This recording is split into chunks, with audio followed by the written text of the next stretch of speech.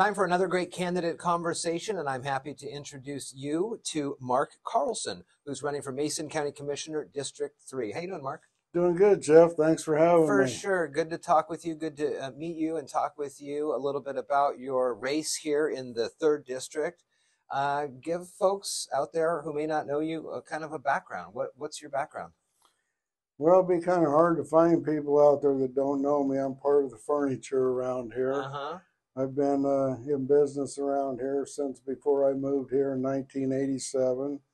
I own a corporation was built in 1992 that still exists today. It's been mostly land development, investing, and building homes and stuff around here. Got my real estate license in 1998 for this county and started selling homes to people, first time buyers, and to investors, and it kind of moved forward from there. Found a lot of properties that I'd like to purchase, but I couldn't purchase them all. So I started several investing companies that would invest to support our community and buy the properties and either fix them up and sell them or build new homes. Ran a few partnerships within the same time period. So I had my hands full, lots of budgets to deal with, a lot of people to keep happy.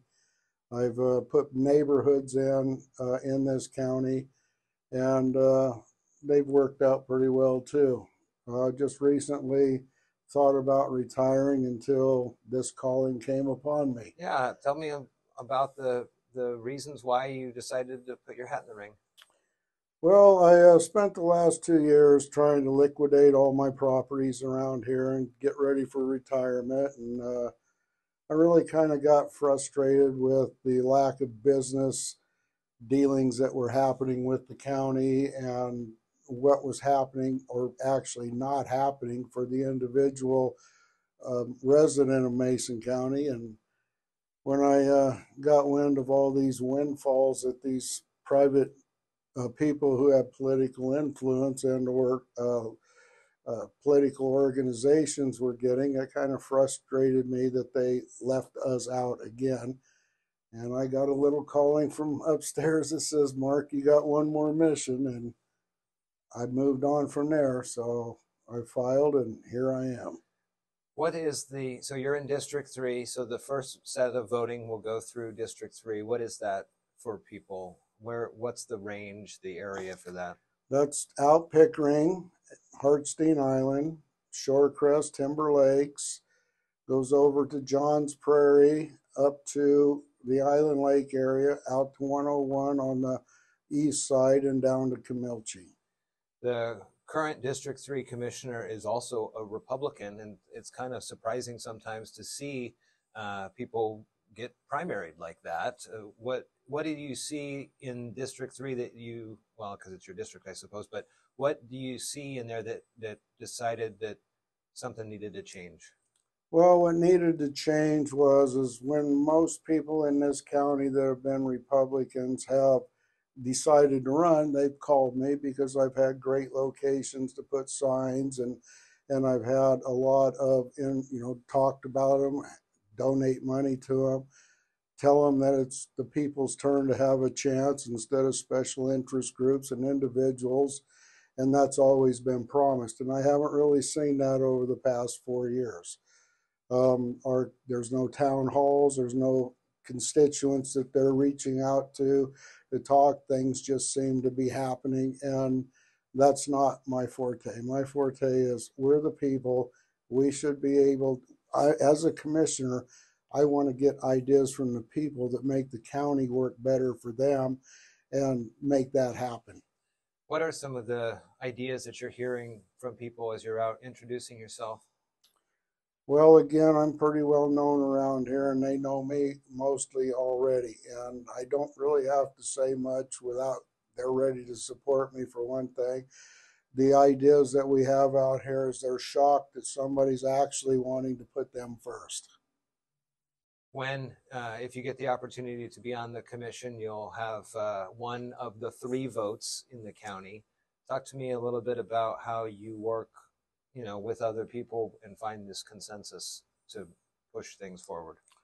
Well, I've worked with all types of different people in my working career. I have either managed, been a foreman, supervised, or owned my own companies. I've also been worked with a guy who we used to buy businesses that were failing, and we would revamp them, structure them, and then sell them back to the employees. So I have a lot of experience doing that type of stuff for people. So that's where I'm headed as far as that goes. Like I said, I want us, the citizen, to get better than the 2 or 3% shake on what's going on. As far as working with the other commissioners, I know it's not all about me. I know that you have to get ideas out to them. I don't think they're afraid of these ideas. I just don't know that they've had them presented to them before. And I can present those things pretty well because I research them. I look out at the end project and work myself back, and that's always kind of taken those hurdles and knocked them down so you can step over them instead of having to ram them as you go. What would be kind of your priority checklist here to be able to give back to the people in the county? Is it lower property taxes? Is it increased support for this service? Or what would be kind of the main things that you'd like to get done right away? Well, the biggest thing that I'd like to see is our Growth Management Act was one of the biggest land grabs that there was. And basically, I think that people should be able to do with their properties what they want to do with them. When Growth Management Act came in, it was supposed to be reviewed, and things were supposed to loosen up, and people were supposed to be able to do more things with their property as time went on, and that's really never been looked at. And that's one of my first areas I want to get in there, and I want to go in and find out what we can do to change things. Everybody knows what they can't do with their property. Most people don't know what they can do with it, and I want to change that around so that when you go in to ask a question about your property that you find out you can't do, here's a list of things that you can do. I would like to see the density shrink so that you're not 1 per 5, maybe 1 per 2, 1 per 2.5, or some type of change. That has not happened. In the growth areas that we have now, they're doing nothing to make those get established, like bringing in a water line or a sewer line or something, because it's not, if you own an acre or 2 or 3 or 4 of these properties out in the growth area, which is most of them, you can't afford to bring the water lines in and the sewer lines in to end up with 6 lots. It doesn't pencil out. However, if those were brought out for you, the county has a way to recoup their money, or even the city has a way to recoup their money from hookups and stuff, which would be a pretty fast return, because all these properties now that don't have the availability to break down where they want high density to break their properties down, it's just, there's hundreds of acres out there that they can do that with, and that's not going to happen. Then special interest groups seem to get these items given to them without any business plan, development plans, and that's just not fair to the little guy. So my biggest thing is property rights and a way to retrieve our money if we have to use our county money or city money to do those things. A lot of folks travel out of the county every day for their job. Do you want to, or you advocate for continuing that trend, or trying to figure out how to keep people from, leaving every day and coming back in the evening? Well, I think it's time that Shelton is not a bedroom city for Olympia, Bremerton, Tacoma, etc., like you're saying. 1998, when Knudsen sold the property across the freeway from Walmart, we were supposed to get a mall. We were supposed to get residential, schools, the whole 9 yards over there. And through the process, it's broke 2 or 3 investors, and the one that's finally got it now hasn't really got a spark plug for him to get that going. I would like to see, with the properties that we have in the county, where we could get some outside businesses like Microsoft or Apple or somebody to come in here and get going. And I don't know what the hurdles are, why they're not coming. That's probably more of a Port of Shelton's uh, area for them to come out and do. But I would like to work with them to find out if there's anything we can do jointly to make that happen. You have a Phoenix-based project, something that you've been working on. You wanted to talk a little bit about. Tell us about this. I was driving home one day and I heard where they were shutting down all these military bases. And I'm thinking to myself, wow, those are cities within cities. Why would you want to shut down a city within a city? Because you could do something there. So I kept thinking about things about what would be good for those bases. And I just was kept thinking and thinking. And then another time I was listening on the radio how these kids in Chicago were being sent to the store for an ice cream and getting shot on the way home. And I got to thinking, why would you live like that? And it's probably because you're trapped. And that's when that bell rang. I put those two together.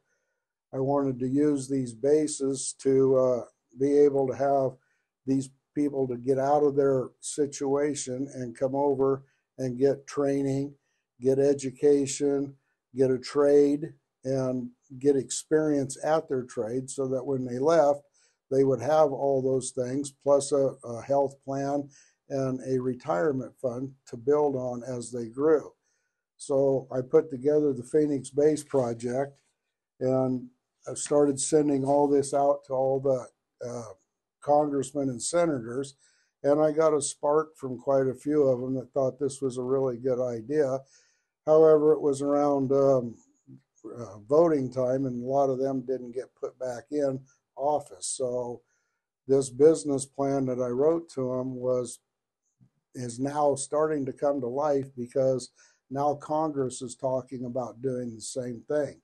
Maybe I planted a seed, maybe I didn't plant a seed, but it was pretty well structured. I got a lot of support from around the county when I started this program, and it probably was just a little bit undermanned and a little bit ahead of its time. But if it happens, I really hope it happens because this was designed for people like that, and also our veterans who needed another chance in life that might have been down on their luck. I'm a veteran too. I'm a Marine, and so that's what this one's all about. And it's for people that I've never met or never known that I was trying to help out on this situation. No bases in Mason County, but are there things in there that you can use to pivot that to help with affordable housing or whatever it would need to look like here in this county? Well, the more that I got into this, and the more things I found out that you could do. You didn't just have to have bases that were closed. You could have any government land you could construct things on.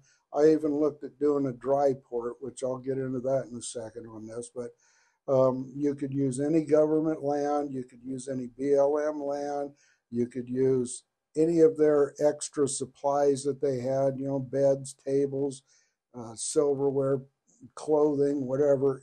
And because of what I was trying to accomplish, I was first on the list. My ideas were first on the list, and that was pretty exciting. And there was billions of dollars in grants out there that were going to make this stuff happen. So yes, you probably could have done something here in Mason County on the government level. If we've got government land, we could have done something to help those guys out.